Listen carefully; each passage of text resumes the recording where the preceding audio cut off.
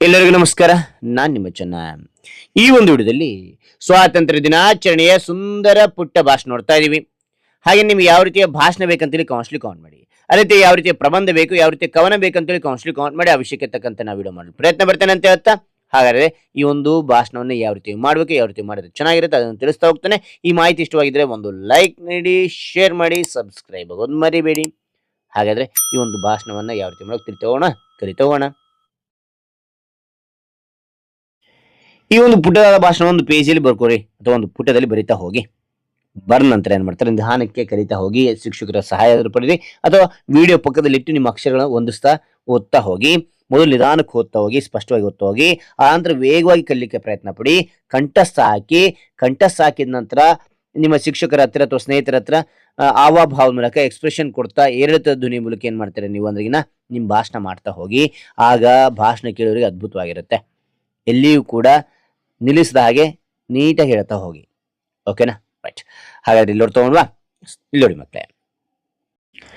ಎಲ್ಲರಿಗೂ ನಮಸ್ಕಾರ. ಎಲ್ಲರಿಗೂ ನಮಸ್ಕಾರ. ಇಂದು ನಾವೆಲ್ಲರೂ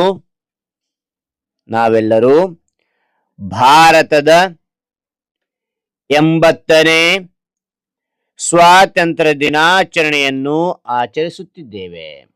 80ನೇ ಸ್ವಾತಂತ್ರ್ಯ ದಿನಾಚರಣೆಯನ್ನು ಆಚರಿಸುತ್ತಿದ್ದೇವೆ.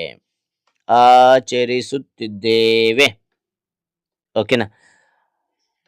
15ನೇ ಆಗಸ್ಟ್ 1947. 15ನೇ ಆಗಸ್ಟ್ 1947 ರಂದು ನಮ್ಮ ದೇಶಕ್ಕೆ ಸ್ವಾತಂತ್ರ್ಯ ಸಿಕ್ಕಿತು ಅಥವಾ ದೊರೆಯಿತು ಅಂತಾನು ಹೇಳ್ಬೋದು. ಓಕೆನಾ? ಸ್ವಾತಂತ್ರ್ಯ ದೊರೆಯಿತು. ಅದಾದ ನಂತರ ಈ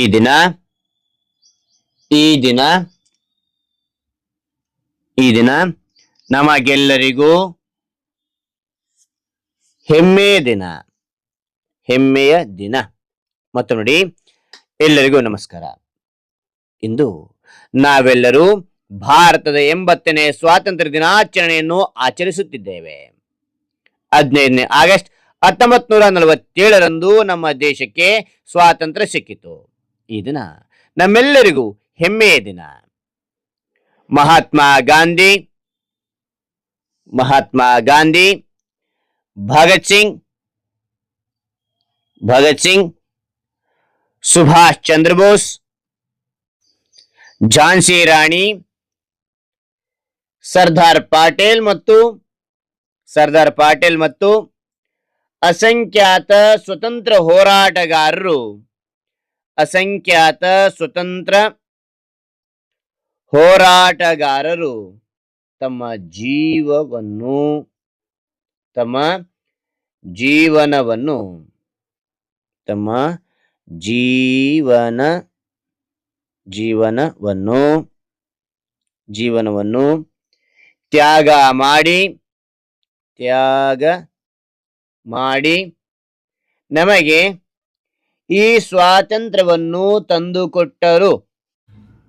ತ್ಯಾಗ ಮಾಡಿ ನಮಗೆ ಈ ಸ್ವಾತಂತ್ರ್ಯವನ್ನು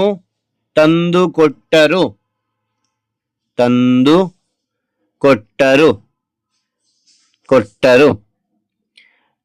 ಅವರಿಗೆ ನಮ್ಮ ಹೃದಯಪೂರ್ವಕ ನಮನ.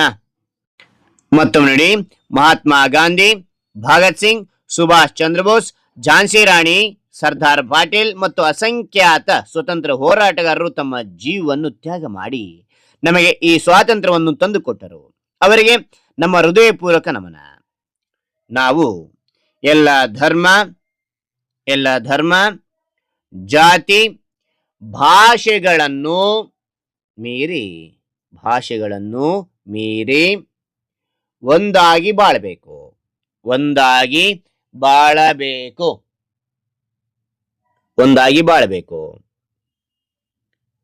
ಸತ್ಯಮೇವ ಜಯತೆ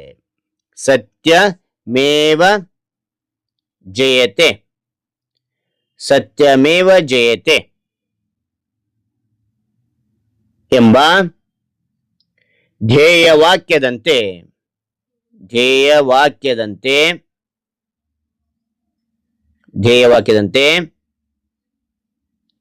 ಸತ್ಯ, ಶಾಂತಿ ಮತ್ತು ಏಕತೆಯನ್ನು ಕಾಪಾಡೋಣ. ಏಕತೆಯನ್ನು ಕಾಪಾಡೋಣ.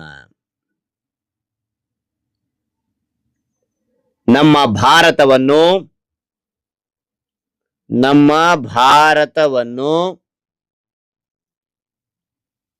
ಮತ್ತಷ್ಟು ಶಕ್ತಿಶಾಲಿ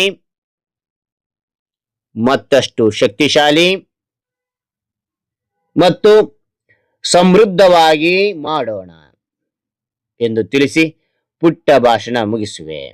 ಜೈ ಹಿಂದ್, ಜೈ ಭಾರತ್, ಜೈ ಕರ್ನಾಟಕ ಮಾತೆ. ಮತ್ತೊಮ್ಮೆ ನೋಡಿ, ಮೇಲೆ ನೋಡ್ತಾ ಹೋಗಿ ಎಲ್ಲರೂ. ನಾವು ಎಲ್ಲ ಧರ್ಮ, ಜಾತಿ, ಭಾಷೆಗಳನ್ನು ಮೀರಿ ಒಂದಾಗಿ ಬಾಳ್ಬೇಕು. ಸತ್ಯಮೇವ ಜಯತೆ ಎಂಬ ಧ್ಯೇಯ ವಾಕ್ಯದಂತೆ ಸತ್ಯ, ಶಾಂತಿ ಮತ್ತು ಏಕತೆಯನ್ನು ಕಾಪಾಡೋಣ. ನಮ್ಮ ಭಾರತವನ್ನು ಮತ್ತಷ್ಟು ಶಕ್ತಿಶಾಲಿ ಮತ್ತು ಸಮೃದ್ಧವಾಗಿ ಮಾಡೋಣ ಎಂದು ತಿಳಿಸಿ ನನ್ನ ಪುಟ್ಟ ಭಾಷಣ ಮುಗಿಸುವೆ. ಜೈ ಹಿಂದ್, ಜೈ ಭಾರತ್, ಜೈ ಕರ್ನಾಟಕ ಮಾತೆ. ಹಾಗಾದ್ರೆ ಈ ಒಂದು ಭಾಷಣ ಅಂತಕ್ಕಂಥ ಇಷ್ಟವಾದ ಒಂದು ಲೈಕ್ ಅನೇಕ ವಿಡಿಯೋ ಪ್ರೋತ್ಸಾಹ ತುಂಬ ಸಿಗುತ್ತೆ.